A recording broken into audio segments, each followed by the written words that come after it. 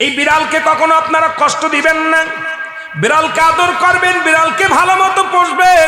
বিড়াল যদি কোনো জাতির জন্য দোয়া করে, কোন গৃহস্থর জন্য দোয়া করে, ওই সংসারের মধ্যে উন্নতি শুরু হয়ে যায়।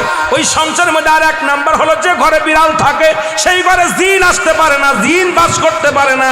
আর একটা ঘোষণা শুনে নেন, নবীজি বলে গেছেন, যে ঘরের মধ্যে বিড়াল ছানা বাস করে ওই ঘরের মধ্যে জিন জাতি প্রবেশ করতে পারে না। তাহলে ছোট ছোট মাসুম বাচ্চাগুলো যে ঘরের মধ্যে থাকে, মুসলমান অনেক সময় জিনের আশ্রয় পড়ে যায়, অনেক সময় জিনে আসর করে, ওই ঘরের মধ্যে জিনে আসর করে।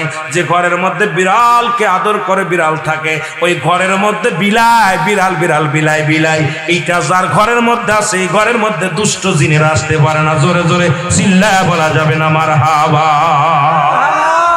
একবার নবী সুলাইমান আলাইহিস সালাম শুনতে পাইলেন পাশের বাড়িতে একটা কুকুরকে কষ্ট দিয়ে বিষ পান করে মারে ফেলেছেন। নবী সুলাইমান আলাইহিস সালাম সেই বাড়িতে গেলেন, লোকজনদেরকে ডাক দিয়ে আনলেন। অমুসলমান শুনে নাও, কুকুর একটা প্রভু ভক্ত। নবী সুলাইমান বললেন, কুকুর হত্যা করা যাবে না, কুকুরকে ভালোবাসতে হবে, তবে ঘরের মধ্যে না।